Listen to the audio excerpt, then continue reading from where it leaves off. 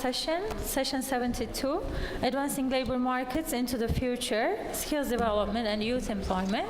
I'd like to invite Mr. Erol Kiresepi, Vice President of TISC and B20 Turkey Executive Committee member, for his opening speech. Mr. Erol.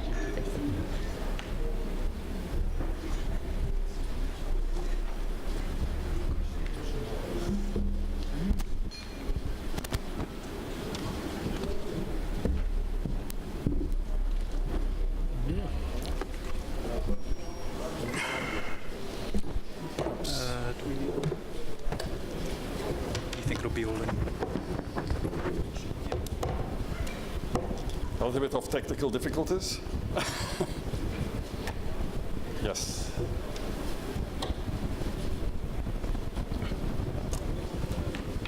Ladies and gentlemen, dear friends, dear colleagues, I would like to invite you to this very important event, the last step before the G20 and B20 summits in November, on behalf of the B20 Turkey Executive Committee.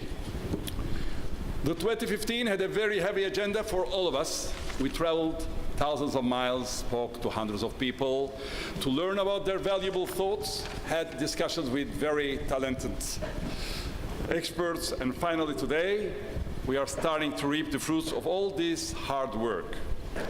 These recommendations developed by the B20 task force addressing the G20 governments are of crucial importance in shaping the global economic framework from the next decade. Thus, your attendance to today's B20 conference and your advocacy efforts for both the adoption and implementation of these recommendations will have a step further that have been produced already. Let me give you a brief history of our journey this year, especially with regard to youth employment and skills development. In 2015, B20 Turkey continued to support dialogue between the business world and the G20 leaders. Building on the achievements of prior B20 processes in Korea, France, Mexico, Russia, and Australia, the B20 continues to develop comprehensive and tangible recommendations to promote global growth and job creation and support international economic collaboration for 2015.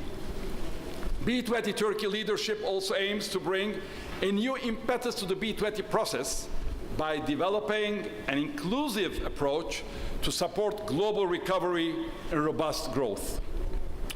With this objective in mind, an employment task force was constituted to align governments and businesses on issues of employment in today's economy and to drive recommendations for overcoming challenges. The primary focus of their discussions revolved around the issues of the persistent level of global unemployment and the gap between the demand and supply of workers with appropriate skill levels. What was the global labor market picture that the B20 Employment Task Force was dealing with?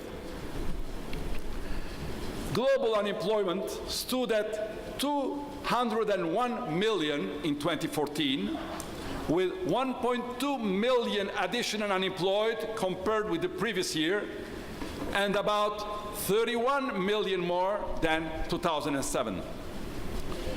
The global employment gap, which measures the number of the jobs lost since the start of the recent economic crisis, currently stands at 61 million. To close this gap and integrate the growing labor force within the jobs market will require the creation of 280 million jobs by 2019. In 2015, the youth unemployment rate is projected to reach 13.1% globally and increase in many countries, most notably in the Middle East and North Africa. This rate is more than double the overall global unemployment rate of 5.9% and almost triple the global adult unemployment rate of 4.5%. Further, this increase remains stubbornly persistent despite gains in educational attainment. Much more importantly, the proportion of youth who are not in employment, education, or training that they need represents an even larger group at risk of marginalization from the labor market. NEET levels stand at an average of 18.2% in the OECD countries, with more than a fifth of all youth in this situation in some G20 nations. As a result, youth unemployment remains a troublesome issue with multiple consequences such as limiting future economic growth, increasing brain drain, amplifying social security costs and social unrest, and encouraging rejection of existing political, social, and economic systems. Ladies and gentlemen, dear friends, there is a common understanding that high volatility across global markets will continue with a direct impact on every area of decision-making across the business, political, and social agendas. Furthermore, only a minor part of these dynamics will be temporary. The outlook for the medium term points to multiple disruptive changes that will continue to affect our understanding of markets and business models.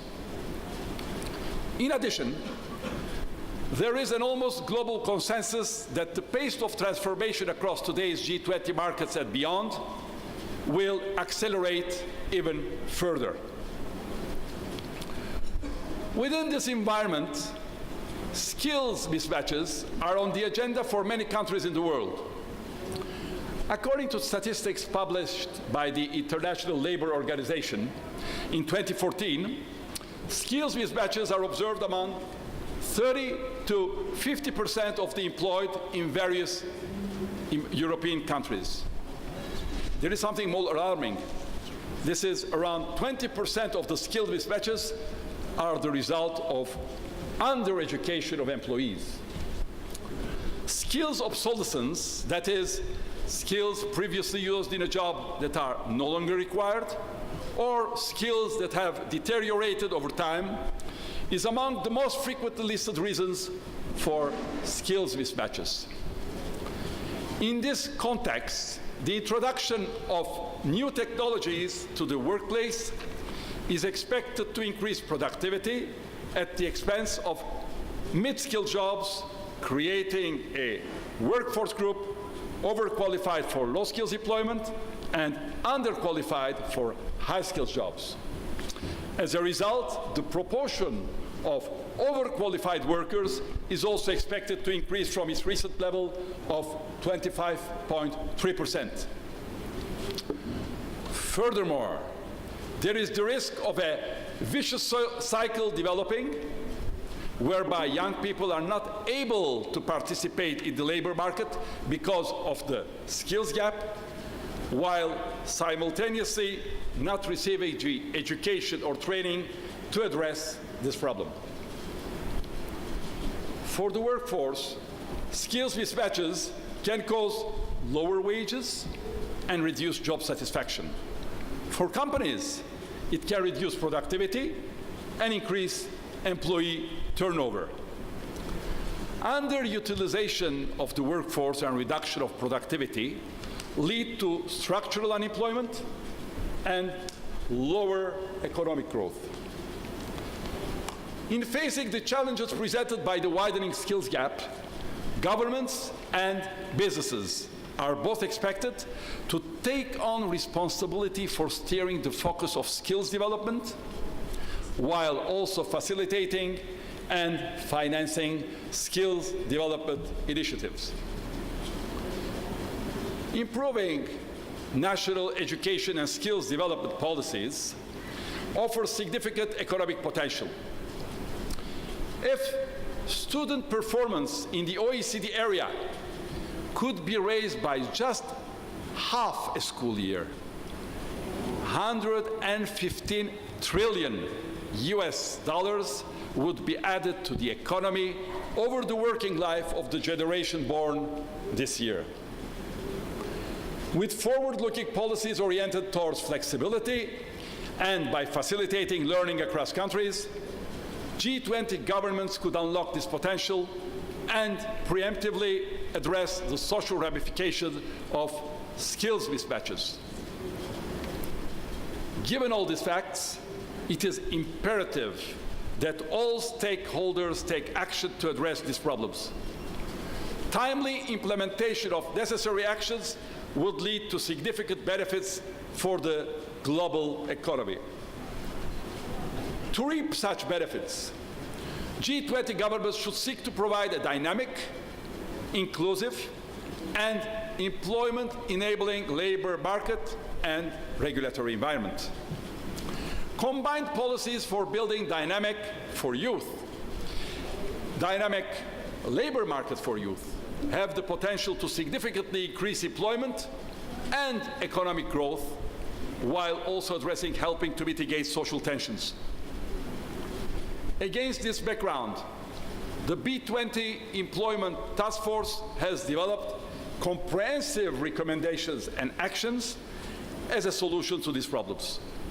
We will hear from the highest level representatives of the task force the details of these recommendations and the steps forward. I guess this is an invaluable opportunity for all of us before we go to the B20 and G20 summits in November. Ladies and gentlemen, as apparent for the breadth of our recommendations, the B20 task forces are set on effecting change on a variety of fronts. But for these efforts to be successful, we will continue to need your insights and feedback, as well as your continued support. I thus look forward to speaking with many of you today and in the future, and I invite every one of you here present to attend the B20 summit in Italy in November. Now, let me pass the word to my friend Dave, who is a member of the B20 Turkey Steering Committee. I worked hard this year with regard to the content and complementarity of our recommendations. He will moderate the session. Dave, the floor is yours. Thank you very much. And I want to first extend congratulations to Errol and the members of the task force. Several of you are out there as well. I think for a phenomenal, piece of work that has come out, and clearly we recognize the tensions, right, that were there when we were trying to come up with these recommendations, because it is not an easy topic at all.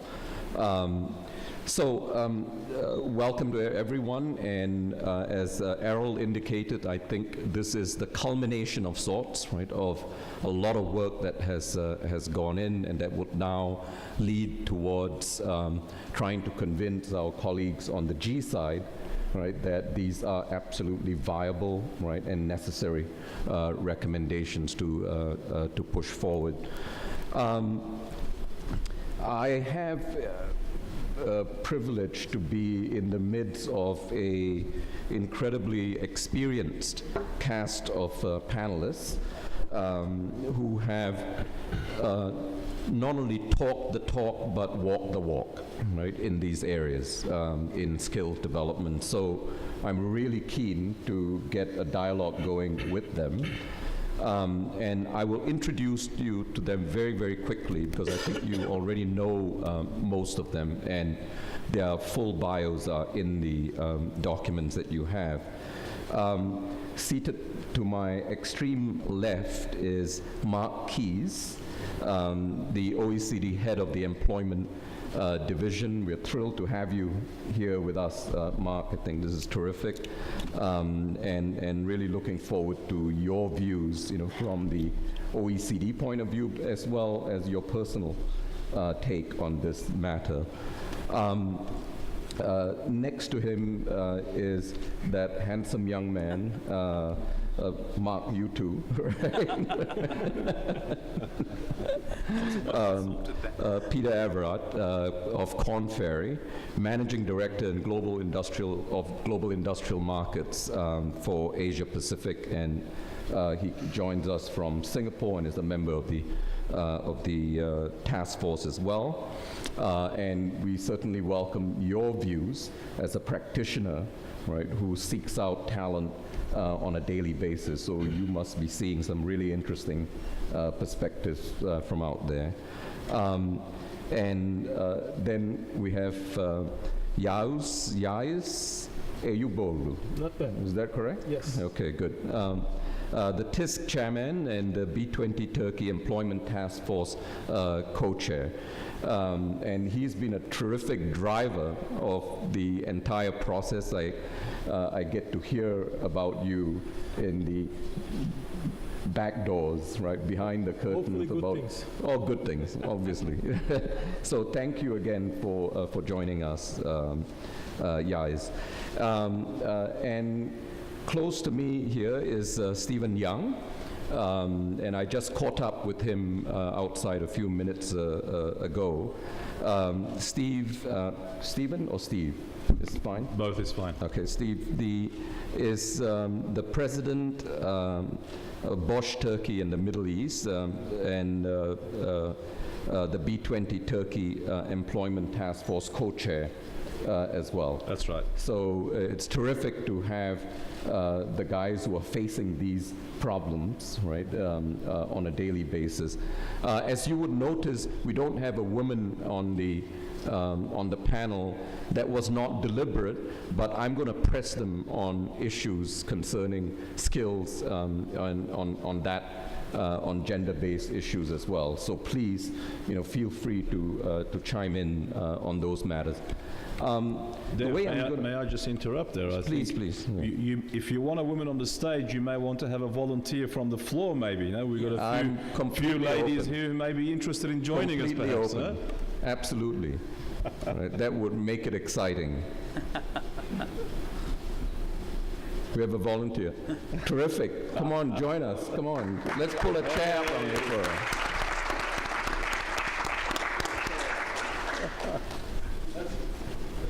Well, gentlemen, you may have to give up on your... Yeah. Fine. No, I'll have you. Why don't you sit there? I must admit, we didn't practice this beforehand. It was totally spontaneous, yeah? These guys honest. Can you introduce yourself? My name is Mrs. Mensah. I am a founder of an organization called Pure Foundation. We are taking care of high-skilled migrants and expatriates all over the world. We are based in UK. So the program, why even I get up, is because our concern is the youth are very important to us because they are the future generation, and we want to see them have a full information about their future and what they are going to do in their life also, because when I see how today the figure of non-employed youth, we have a serious concern. So that is why I attend B20 and G20 to try to see what is there for them. So I'm very impressed to see that this year that you decide to focus on the problem of the youth. Thank you. Terrific. Say your name again. Victorine, I'm French, so it's Victorine Pio Mensah. Thank you. Thank you. Yeah. So let's jump on this immediately and give her another hand, please. I mean, this is fantastic. I think we've scored a first in the B20, right, on this decision. It's fantastic. So the way I'm going to do this, I've got two broad topics, right? The first is on how would, in a sort of a generic way, how would improving the business environment, right, contribute to increasing employment, right, and reducing the challenges that we are facing in employment. And then the second set of questions that I have is to address the role of business itself in the development of essential skills relevant to job markets. And I'm going to mix and match. Please feel free to just jump in and add to what someone else is saying. There's no rules with regards to that. I'm only going to ask you to keep it short and sharp because I do want to have some time to turn over to the audience, right, at the end of the day and elicit some questions from them. So without further ado, first question is to Mark. And one often hears, right, about the total ecosystem that needs to be in place so that we get a virtual cycle, right, of employment going, as opposed to what Errol talked about, the vicious cycle that can happen. And there are different approaches that we know of, certainly different emphases that countries have adopted. And there's probably no silver bullet, right? And I'm sticking my neck out here a little bit, right? Or a fixed equation that would be prescriptive. So my question to you is this: do you agree with it, right? I mean, that there is a no silver bullet. And what are yours and the OECD's perspectives with regards to getting the fundamentals to get a terrific environment for employment? Well, I mean, I think that's sort of the $50 million question, sort of what do we need to do to get sort of job creation? I mean, that's, as Errol rightly sort of pointed out, we have this huge jobs gap. We know that businesses are fundamentally important for creating jobs. Why are they not creating jobs? I mean, that is the question. And I don't think there is certainly no silver bullet. There's not even a golden bullet. But just let me say that I've just stepped out from the sort of G20 Labour ministerial meeting. And I think this was, of course, at the heart of their reflections. And I'm very pleased to say that in their declaration, I think they've come up with some major milestones. And I think both the B20 sort of employment task force in particular, and the L20 can be very, very happy because I think your reflections, your recommendations are clearly reflected in the Labour Minister's declaration. I think there's two things that they focused on in particular. One was actually setting a youth quantitative target. They see that as vitally important. We have to improve the youth employment outcomes. So they've committed to reducing by 15% by 2025 the number of youth that are vulnerable in the labour market. And they've also committed to implementing a G20 skills strategy. And I think the two go very well together. If you want to improve youth outcomes, part of the issue is improving the skills of youth. Let me just say also that I think there's two aspects to this. Let me start just with the macro level aspect. One, of course, is we need to restore both business and consumer confidence in growth. And that means that we have to have confidence that there's collective action that's being taken to sort of really put an end to the crisis, but also to deal with more recent challenges like the major migration challenge and the huge numbers of refugees that we see that are flooding into Europe and into Turkey in the first place. This is a major upheaval. But we also see that another economic challenge that has risen its head in the last few weeks has been the sort of the collapse of the stock market. We need to know that governments, through the G20, together with business, are actually taking action to address those challenges. So we've got to get back confidence in growth. That's essential. If there is that confidence, businesses will invest and they will create jobs. At the micro level, we need to have structural reform. This is the mantra of the OECD. We keep harping on this. People start turning off because it's always the same message, because it's a message that remains true. If we don't have structural reform, if we don't remove the barriers that are stopping employers creating jobs, then we won't have jobs and we'll continue to have an unemployment crisis. This means tackling things like reducing sort of EPL regulation, encouraging greater competition, and easing trade restrictions. If I just quickly can turn to youth in particular, what can we do to actually increase youth employment?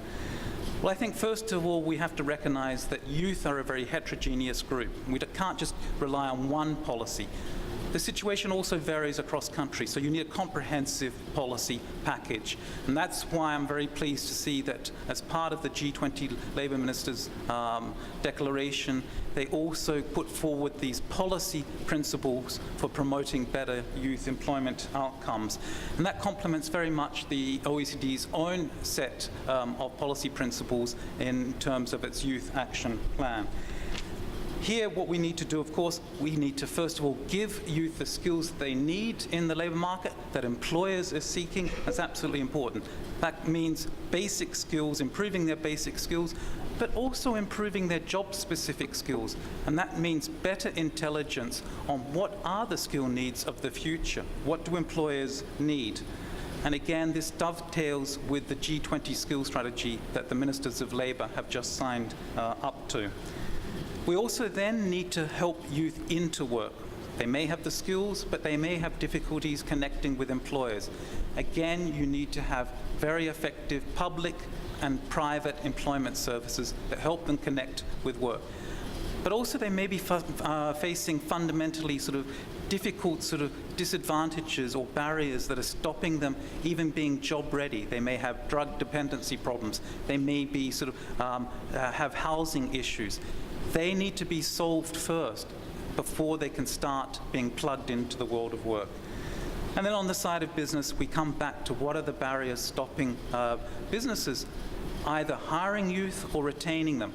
Again, EPL regulations, if they're too strict, that means employment protection legislation, that will make them reluctant to hire youth in the first place, and it leads to a segmented labour market where employers either hire on temporary jobs or they hire sort of informally, and you end up with sort of young people cycling between sort of precarious jobs and unemployment, and they're not getting the training they need. So we have to encourage employers to formalize. We've got to make it less expensive for them to sort of to formalize, make it easier for them to do that, and we see initiatives in Argentina, Mexico, and Brazil that are going in the right direction. In terms of employment protection legislation, we see countries like Italy and Spain and Portugal have taken important measures to reduce that gap between the protection of permanent and temporary workers. And finally, we need to reduce high labour costs. If it costs too much to sort of hire young, inexperienced workers, of course businesses won't hire them. So again, we have to look at minimum wages. Several countries have youth minimum wages, and so that can be one way of doing it. Or there can be wage subsidies, as in South Africa. But again, we would say that those wage subsidies should be targeted on the most vulnerable youth. So again, I think if I have to summarize all of that and say what is really the key message that comes out of all of that is ultimately, if we really want to foster better transitions between school and work, we have to bring the worlds of education and work closer together, and that means the active engagement of business in the education system. And we need the educators to look much more closely what is it that businesses need themselves in skills. So bringing those two worlds together, I think ultimately will lead to better youth employment outcomes. Mark, say a little bit more about which countries, in your view, right, can be holdouts, as those who have moved that ball forward, right, with regards to getting the educators and public policy folks more coherent. Well, I think there's a number of countries, like if we take Switzerland, Germany, Netherlands, I think already they've got, for example, a very strong apprenticeship system. And that really involves very closely the education system and the world of work and businesses and employers. So again, that's a very good example. I think work-based, we've got to invest much more in all countries in work-based learning. That's absolutely important. We also have countries like the UK and Australia that have these skills councils, where again you bring all of the stakeholders together and say, well, how do we think skill demands are sort of evolving in different regions, in different sectors, and what does that mean for the education and training system? Again, sort of a good example. You have also, again in Germany, you have a national skills advisory group. Again, that brings together the different stakeholders. So that's absolutely important. Terrific. Thank you. And we'll probably come back to some of these issues a little later. The second question is to Jais. As the co-chair of the B20 Employment Task Force and president of the Employers Association here, you have rightly emphasized, and I've heard you say this as well, the importance of creating an employment-friendly business environment and so on. And youth employment, right, is a serious deficit all over the world, including Turkey as well. And is obviously a part of the total employment picture. But we don't seem to be making headway on this, right? And we've been talking about this for a long time.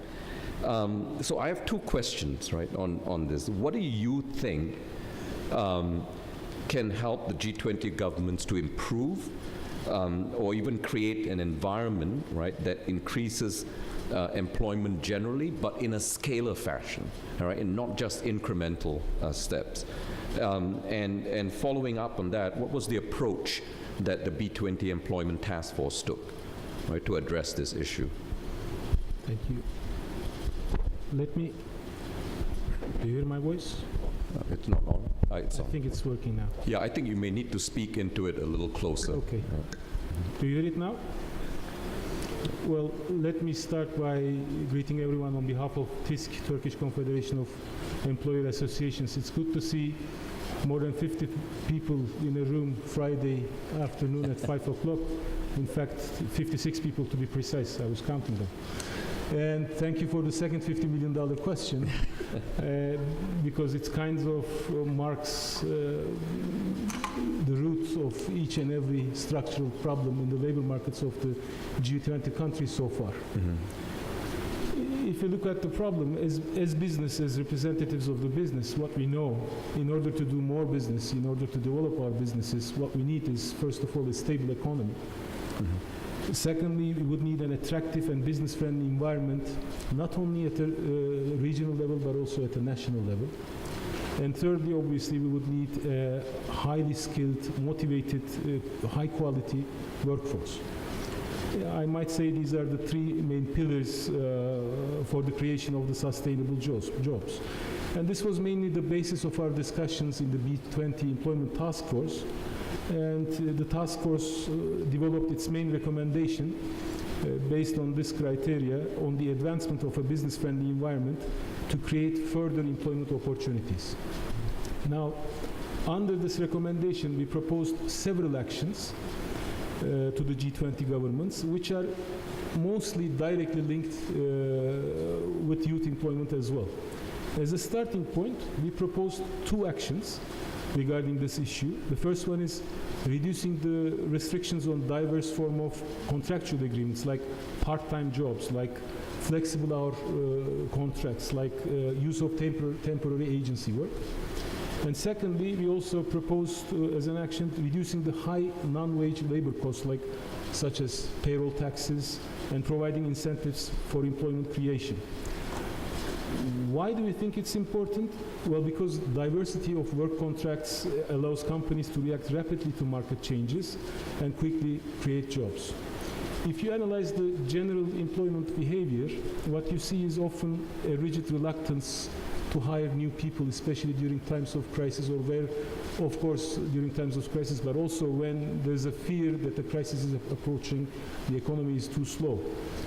And the reason behind that is normally because it's most of the times too difficult to reduce the number of the workforce after it happens, or too costly.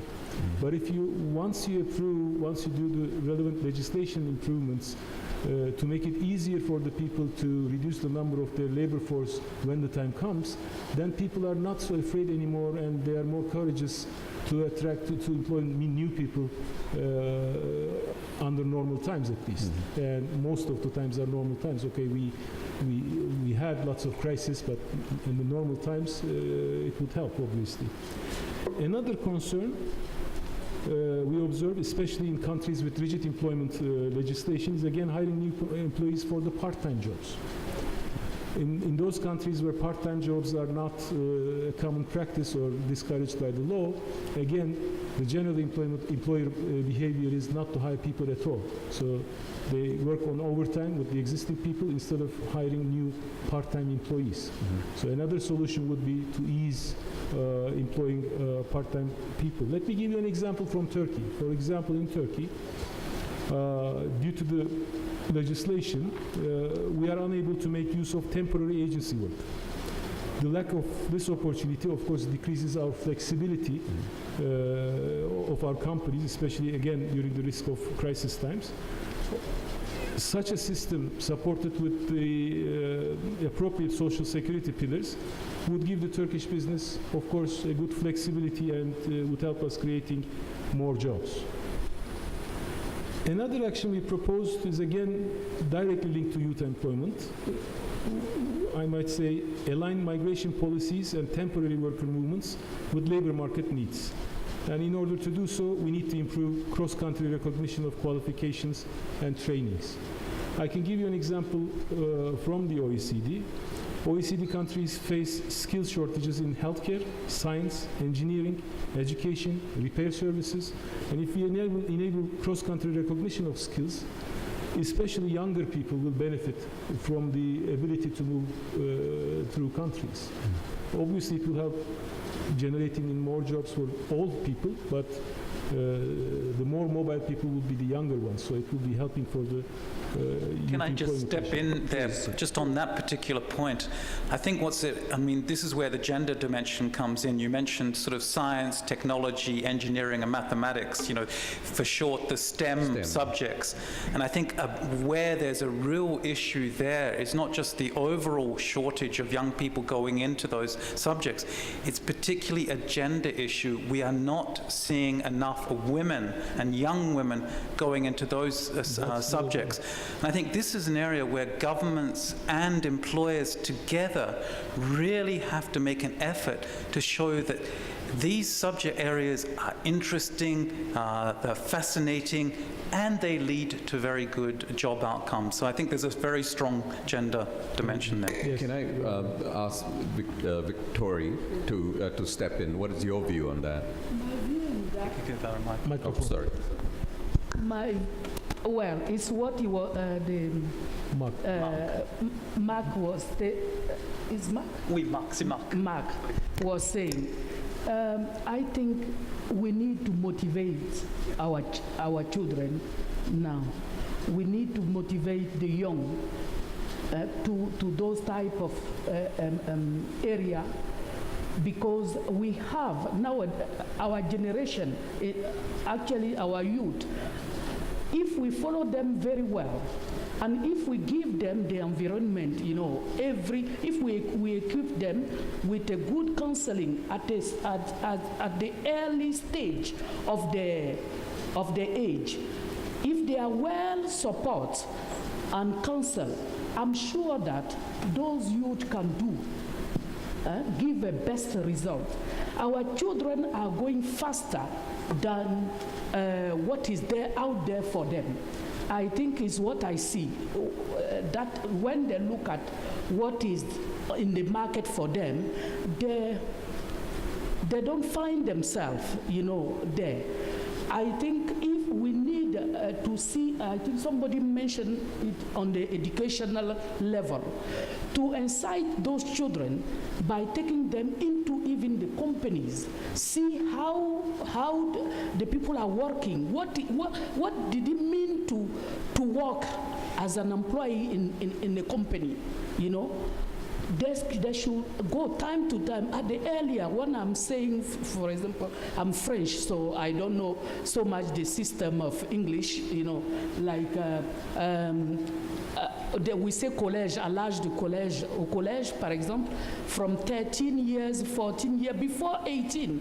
Time to time, you know, when the teachers are taking them out to go and see the art, you know, for the view on the art place and all, they can do the same thing in the company. Bring those children in the company to see what is the future tomorrow, you see. Then excite those children to go more and more, to study more and more, to one day say to themselves, oh, I want to become, you know, I want to be a scientist. I know, because sometimes I go and talk to some communities, you know, I have a discussion with the youth there.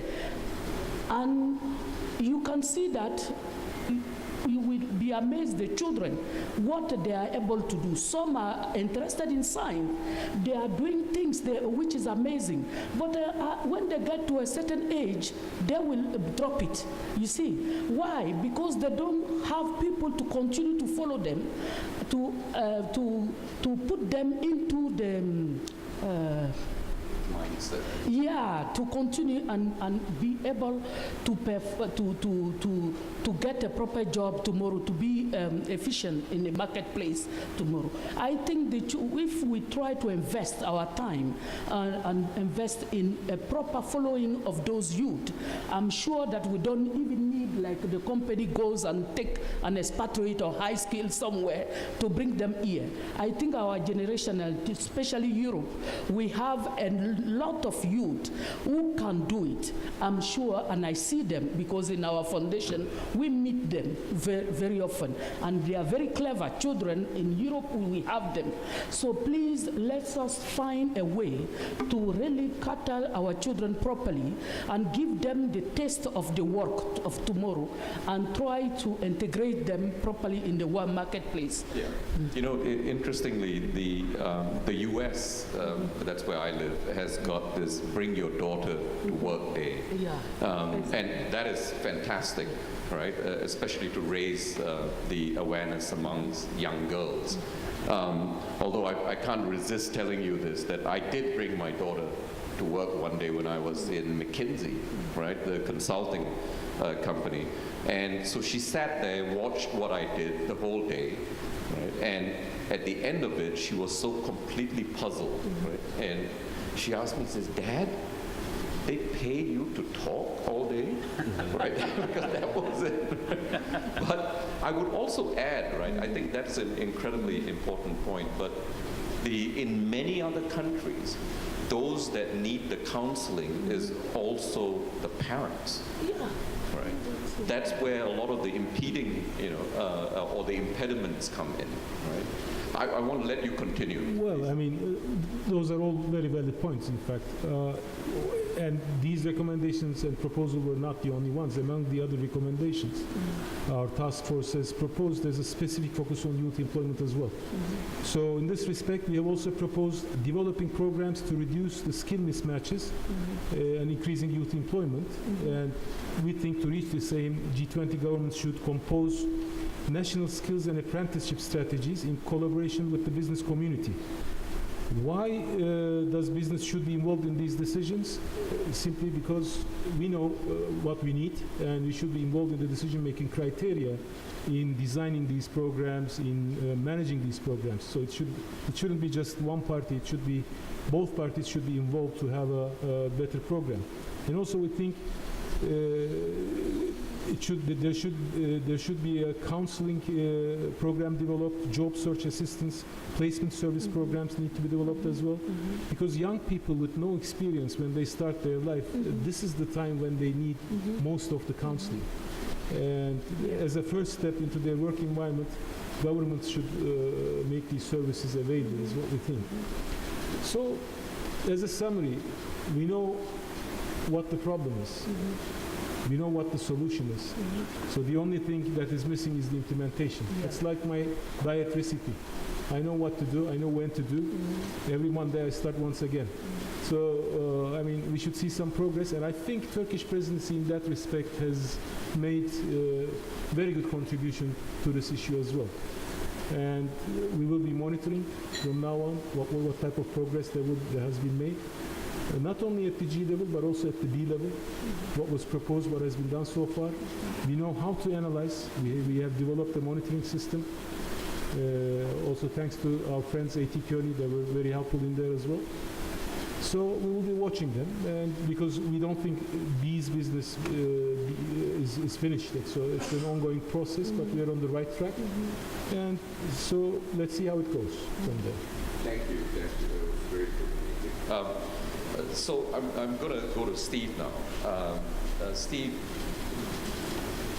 and this slightly sort of takes a different route, but digitization seems to be changing the face of the world, but at the same time we are seeing huge issues as to whether the education system or society, right, is preparing people appropriately to the digitization environment, and therefore,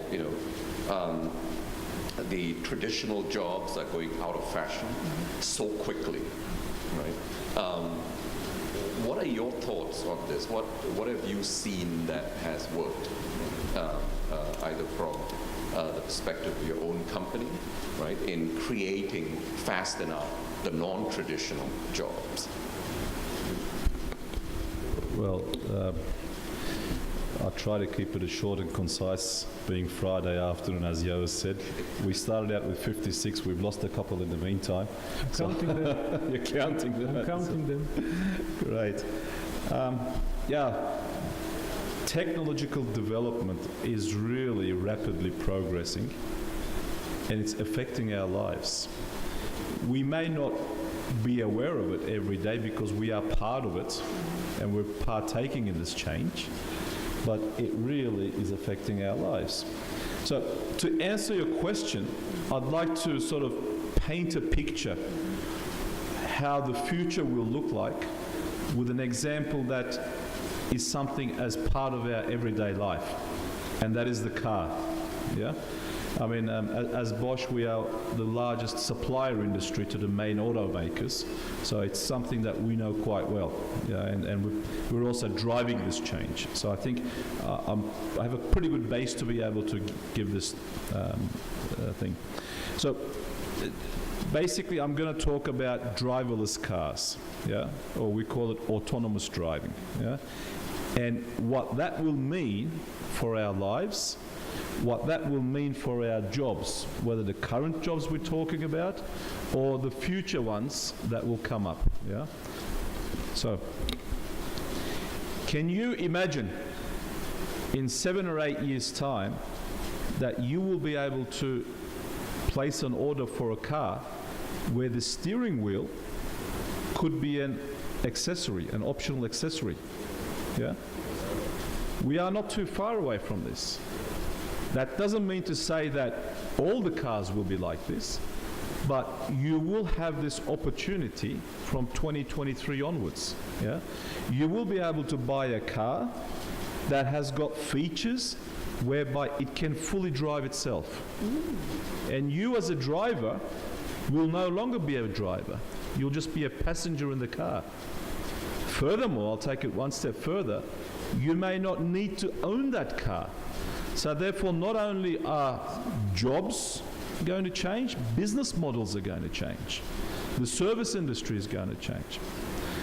Be a bit more specific, yeah? It's Friday afternoon, so I'll come to the point. Assume that your job at the moment involves something with driving a vehicle.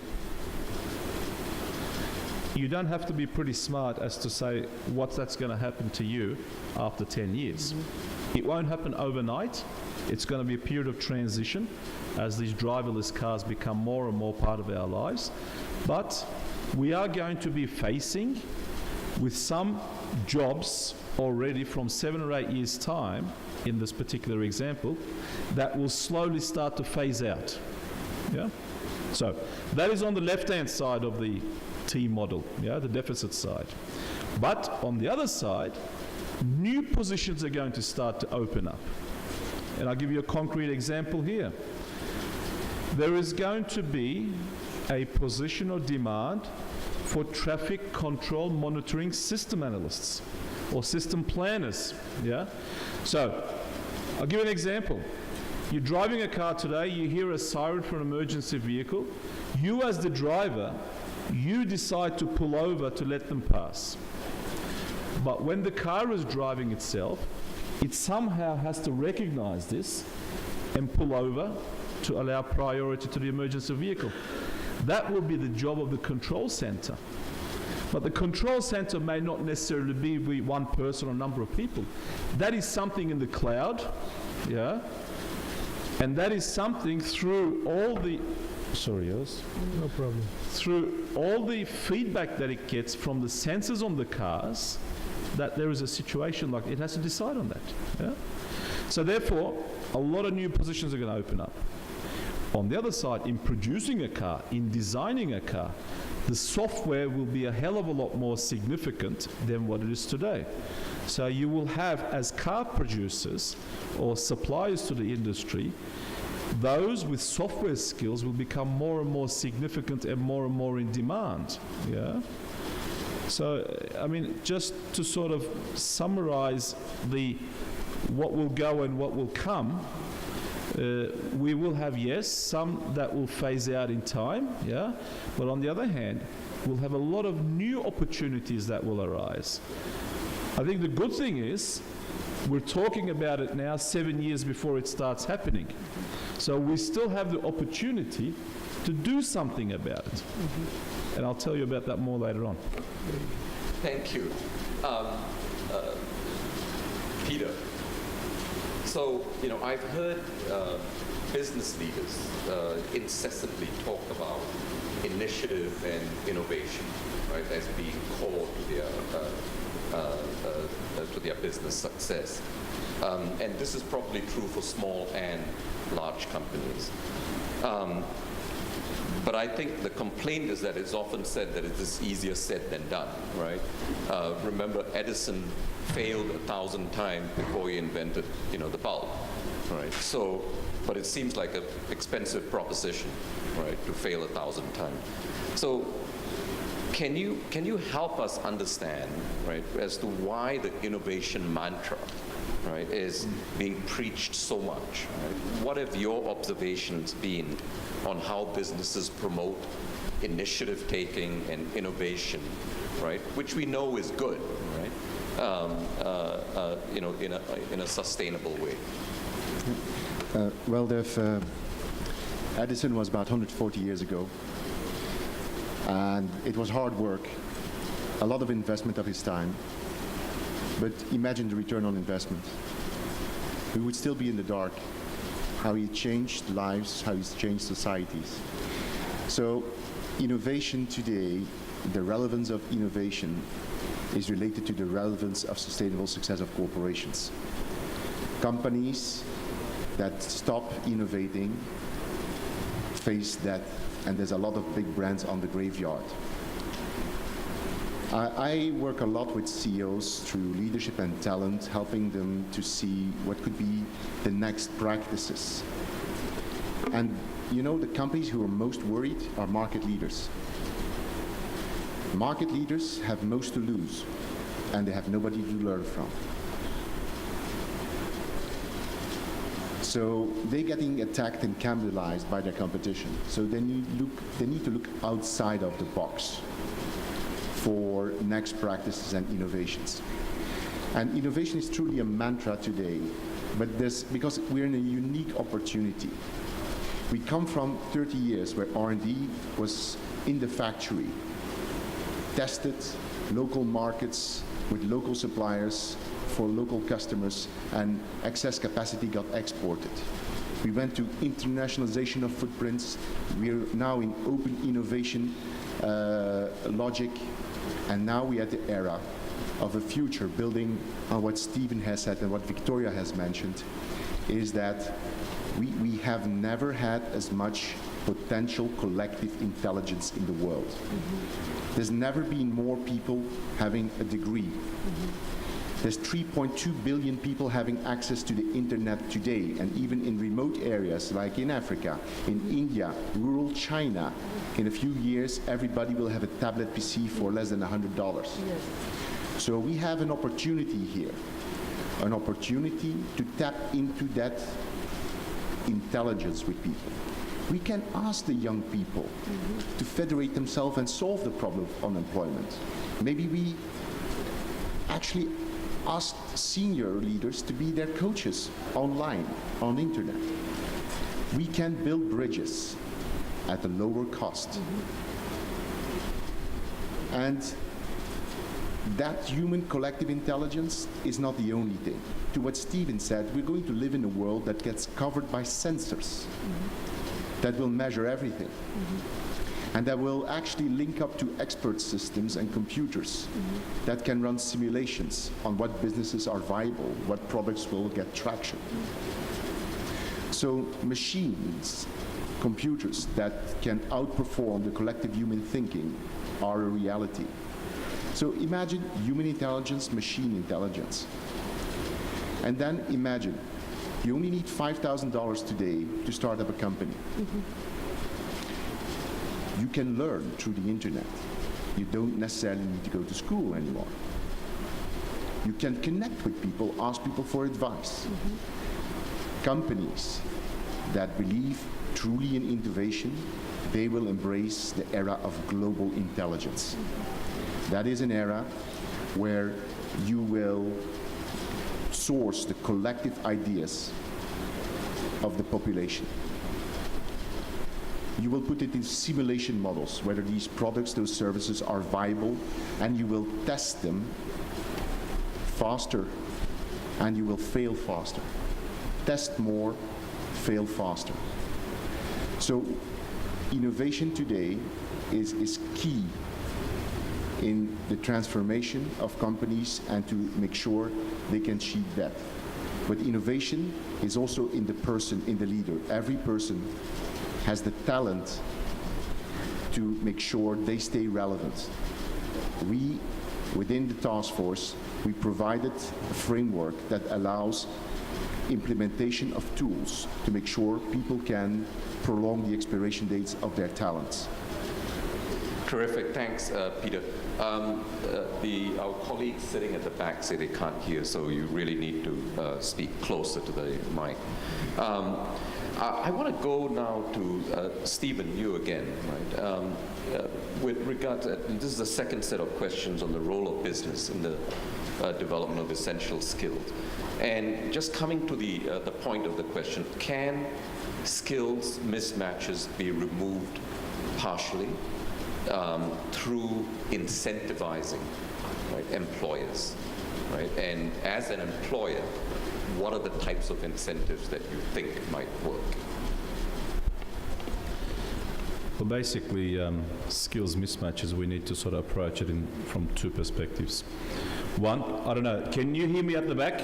Much better. Yeah? Is that better? Much okay. better. Right, yeah. I think first of all, you need to identify where the skill mismatches are. And the biggest skills mismatches are for the workforce that's already out there at the moment, yeah, where the change is going to happen, and those that will feel the change. Yeah. The second of all are the young ones that are going through the education system to ensure that we prepare them so that when they graduate, they are well equipped and competent enough to enter the new non-traditional job areas. Okay? So basically two areas we're talking about. The first one, we need to make a priority list of skill mismatch. We call it a skill mismatches index. And those that are best equipped to do this are the employees themselves, particularly those that have invented the new technologies, yeah, because they're at the forefront of the whole bunch. So that is important. How we do that, I think that needs to be driven and coordinated on a fairly professional platform, and I think the state needs to get involved here as well. Yeah, the Ministry of Employment, I would say, would have some responsibility. Yeah. And having identified those skills in certain areas that are going to be affected, then we decide what to do with this. And I think that we need to have people partaking in change, preparing themselves through training to adopt to new positions which will come up. Yeah? That may need additional education for some of them. But when I'm talking about training, I'm not only talking about technical training, I'm talking about social training as well. People have to accept that there is going to be some changes that are going to take place. You know, it's nature in us to resist change to start with initially. It takes some time to sink in. So this training needs to be financed. So again, there I think the state and the companies need to come together to ensure this. It's not a one person or one organization's responsibility. The private sector should be involved, particularly in the training, because they are the ones developing the new positions and they know what sort of qualifications are required and the quantity of the jobs that will open up in certain areas, the demand that will come. Yeah? And the state needs to be able to finance this training. Yeah? It will not be free of charge. The second part, the education system, there I think that needs to be very well coordinated with the syllabus and the curriculum and so forth to ensure that we, as the companies who are making the changes, can tell the state what's coming in 10 years' time. And here they need to adopt to that as well. And we can train while they are being trained. Yeah. So like we talked about the German system previously as well. One of the successes of the German system is training on the job whilst getting educated. Theory and practice together. Yeah. So I think here, try to summarize that the private enterprises plus the state in both approaches need to be actively involved, Dev. And so the proverbial, public-private collaboration, right, that needs Absolutely. to go sky high. Absolutely. And I can certainly agree with that because I've observed that myself as a deficit. Mark, if you could follow up with that, what can be done to help business get the skills that they need? And what have you seen in your work that seems to work? Yeah, I mean, I think my answer is very complementary to what Stephen just said, and I think basically there's three things. I mean, if we want to get business to sort of develop skills, they've got to do three things. And I think the first thing is they've got to engage more with the education system, and vice versa, the education system has to engage more with business. So you've got to get that better match, and that's absolutely crucial. And I mean, we see good examples in the UK, for example. It follows a little bit like what goes on in the US with, sort of invite your daughter to your workplace.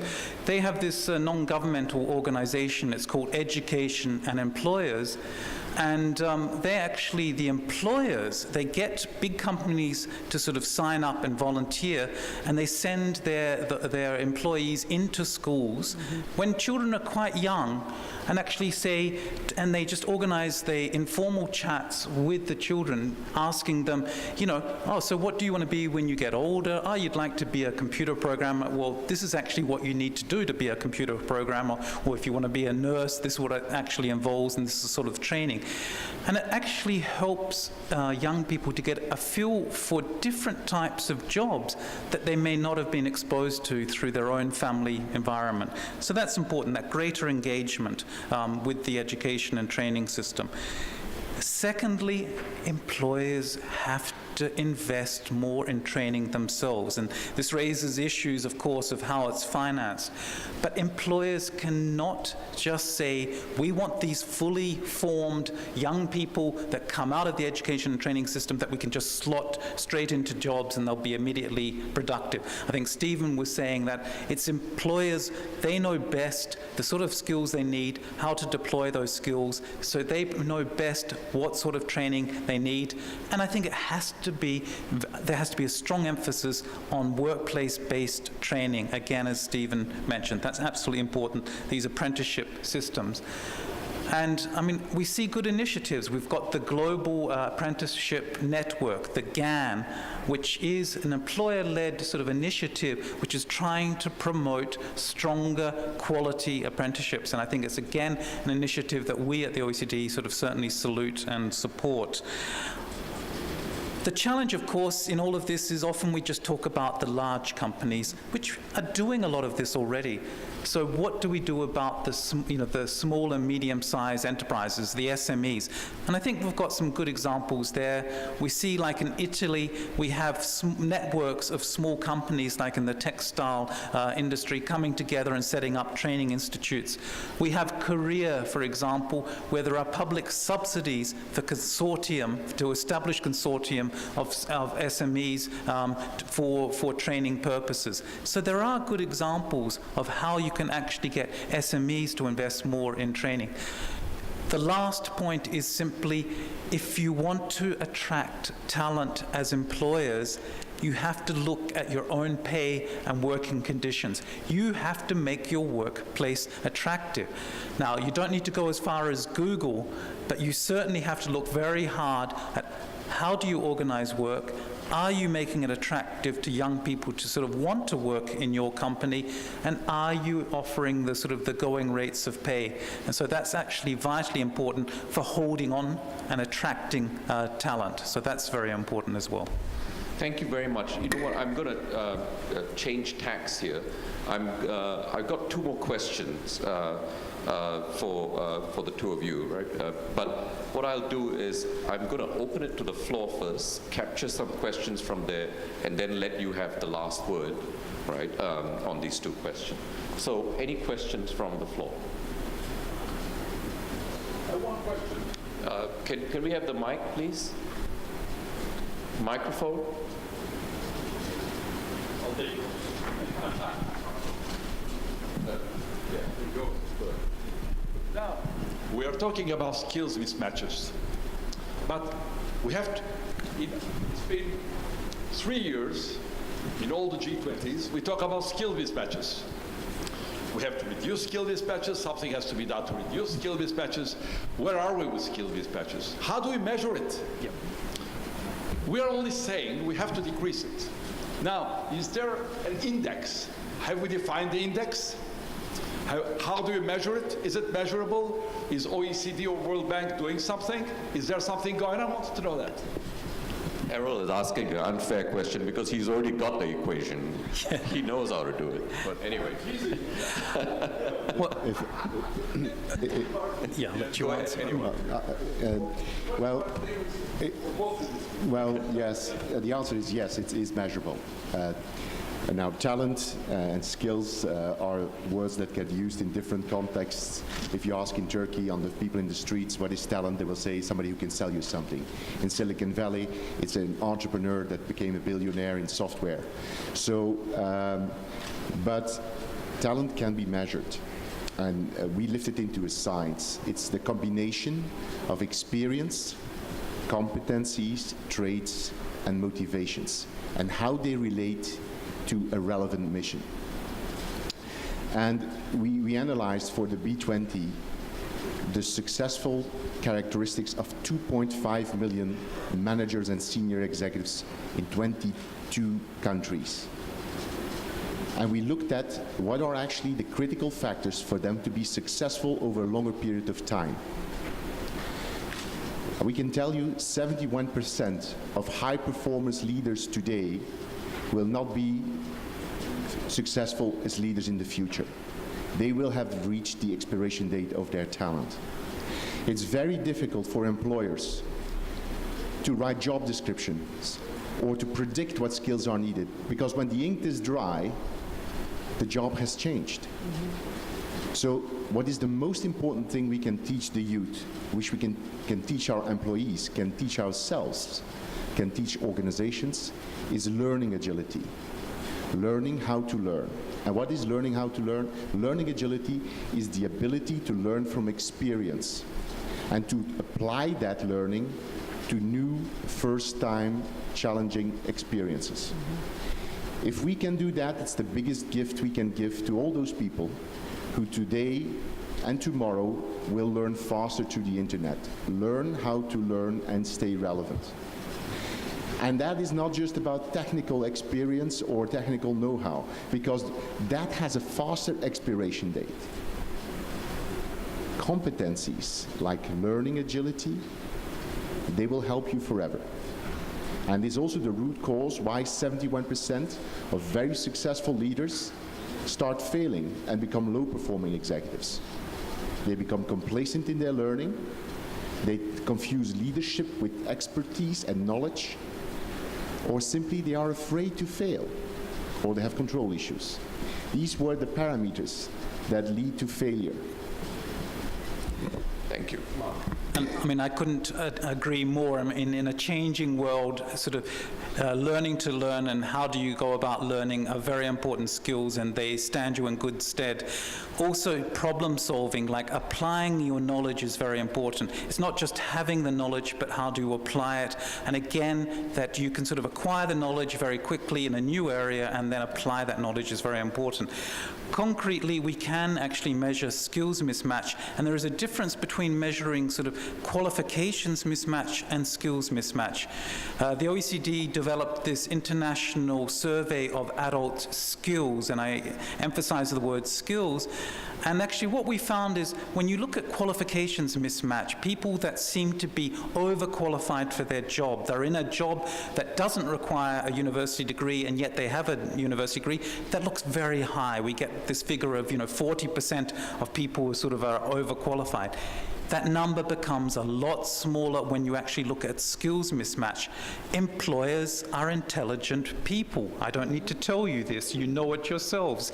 You look in the mirror and you know that you're an intelligent person. Employers will look at the skills people have. Once they've employed somebody for a long time, they know the sort of skills they have, and they make sure they're in a job that use those skills. And so skills mismatch actually is a lot smaller, and some of that is even transitory. Young people, they shop from one job to another job. Employers take some time to find out what skills they've got. So skills mismatch is actually not as big as we might think. So we should be careful not to sort of exaggerate that too much. Nevertheless, it is an issue. We see that badly matched workers are sort of more likely to quit. They're not as paid as well as equally well-matched workers, and it's costly for employers because they leave, then employers have to recruit somebody else, and they're not fully utilizing their skills. So it is an issue, but perhaps not quite as big as we sometimes seem to believe. Thank you, Mark. I'm going to take one more question, and then I'll have to wrap it up. Do I see a hand back there? Any takers?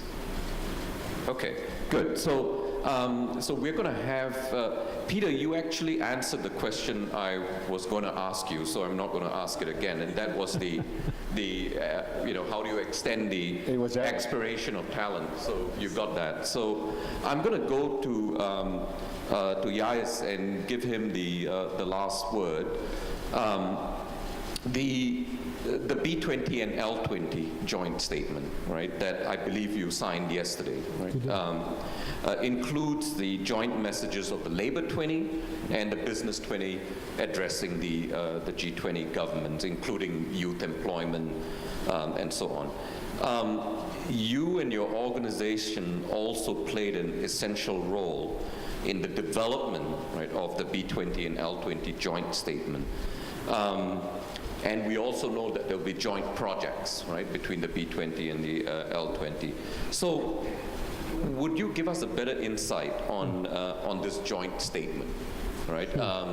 And to be a little bit facetious, I know, Errol, when we started this process and we said, oh no, right, we've got to be dealing with the L20 essentially and importantly. I think it's absolutely critical, but there are natural challenges there. So we are curious to hear from you on what the outcome Well, we of that. made it. I mean, we made it happen. That's a good thing. Well, you may know that joint declarations have been there since, I think, the French presidency in 2011. So we always had these joint declarations. And of course, if it's a joint declaration, once you agree, once B and L agrees, it's very hard for the governments to ignore that kind of a strong declaration, which is even agreed on the opposing, by the people on the opposing sides. What made this declaration different than last year's or previous year's joint declaration is this one has a more stronger voice, first of all, and it was mentioned also, by the way, it's signed today, not yesterday, and also it was mentioned today in Daniel's speech. It's quite longer than the previous versions. So, I mean, I've been involved in the negotiations quite some time, and believe me, you negotiate for one word, and sometimes even my English is not enough. What's the difference between these two words? I mean, they practically mean the same. No, it doesn't mean the same, and it takes a long time, and we have signed quite a long joint statement. So it is different. So what's in this famous declaration that we signed today? Now, first of all, we call the G20 governments to focus on tackling youth unemployment with a more stronger wording. Pursuing macroeconomic policies that promote employment, and Mark has also mentioned reducing the gender gap in employment by 25% till 2025, promoting formality, and promoting the role of business and labor in shaping the economic and social policy. This year, and I welcome it as well, youth employment and skills is a priority area for all stakeholders. I've been to various meetings throughout the day. In every meeting I heard youth unemployment, skill mismatch, so that's a good thing. We at least agree on what the problem is. And keeping this in mind, the joint statement underlines the importance of ensuring a smooth transition from school to work, improving education and training systems with a particular focus on developing skills for better adapting to the new era ahead, partly elaborated by Stephen as well, and setting ambitious national and regional targets with concrete, realistic and traceable key performance indicators, KPIs. Because if you cannot measure it, just like Errol has mentioned, if you don't measure it, you cannot improve. Now, as I said, this was not the first time that B and L came together, but this time we also established a new way of collaboration. What's new? The second part of the joint statement sets this new way of working together, and for the first time in its history, the B20 and L20 will implement a joint project, and the joint project is on the effects of technological change on employment and skills. Obviously, the joint project mostly considers young people, and it will focus on understanding the global flow of technology and how it changes the required skill set of people. Obviously, technological change might have some positive impact on some people's jobs, like software developers, for example. I don't know, 10 years ago, perhaps people developing software for iTunes didn't exist or did have a different job. And it might have a negative impact, obviously, for some other groups, like those people who are working on automated industries. Now, if I remember correctly, it was the Finnish Prime Minister who said the iPad killed the Finnish paper industry and the iPhone killed Nokia. I mean, just one company changed the fate of one country. So in this respect, we can have a clearer understanding of the required new set of skills, especially for younger people, and then we can revise our training and education systems accordingly. Now, simultaneously with this project, and also relying on the joint statement, this time with IOE, BIAC, and TISC, together with ITUC and TUAC, will implement another joint project to tackle the youth unemployment. And this project is called Promoting the Joint Understanding on Key Elements of Quality Apprenticeships. Now, there are many veterans in the room. You might recall that this initiative paved the way for GAN in the past, and this was the first institutionalized outcome of the B20 in those years.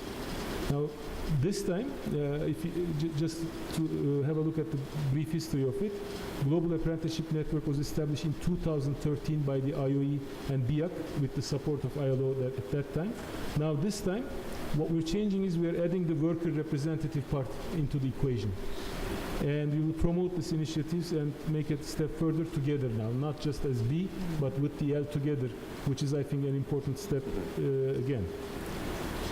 Now, having had this opportunity, I don't want to push my luck any further. We still have more than 40 people in the room, but now that I have the microphone, I also would like to talk about a few minutes about the GAN Turkey, what we have done with GAN in Turkey.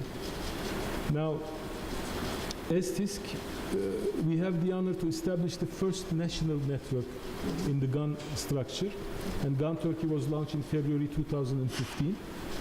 And we decided to take action on promoting apprenticeships and work-based training systems, facilitating the exchange of best practices, because there are several different companies with different practices, and influencing national policy frameworks. Once we have identified what we are going to work on, we have attracted a number of large-scale companies. Right now we have 25 large-scale companies as members, and there are more than 82,000 people employed in these companies. Among them, I can count Mercedes-Benz, Hilton, Adecco, Migros, Arçelik, several companies, and they become, as members, they make very valuable contributions to our project. Now, also, I'm proud to say that through GAN Turkey, apprenticeship system became one of the priorities of Turkey's labor agenda. A new set of incentive package for employers was announced recently by the Turkish government, which is very important. And we signed a protocol with the National Employment Service Authority just to encourage companies to increase their number of employees who had apprenticeship training or on-the-job training by those companies. And I think we are on the right track. We're going to hold our next meeting within a couple of weeks. It's going very well.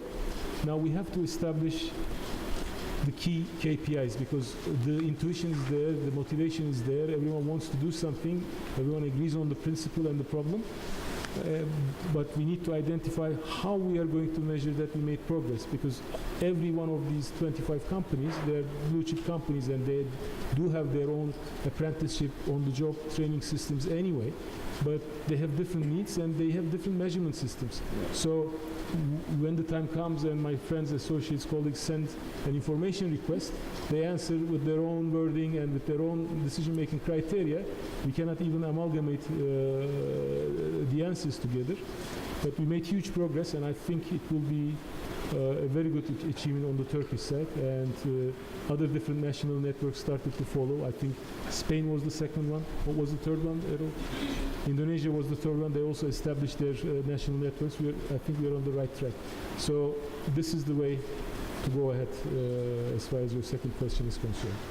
Thank you very much, because that was absolutely good to hear. You know, that there's been so much progress that has been made, and thanks to your leadership on that. I actually want you to do a concluding statement, Victoria. Are you happy with the answers, or do we need to do more? Please give us some inspiration here. Well, to conclude, I want to say thank you. Thank you to the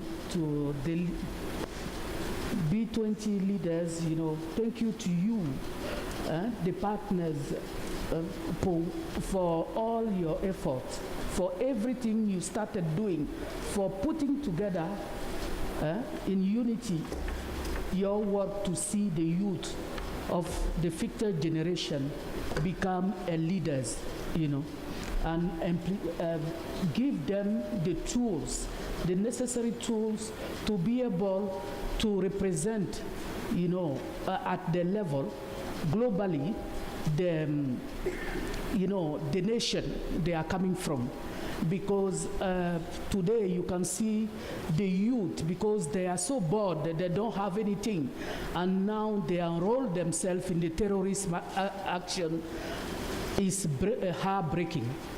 So I want to encourage you to continue your great job you started to do, to see our children with a better life tomorrow.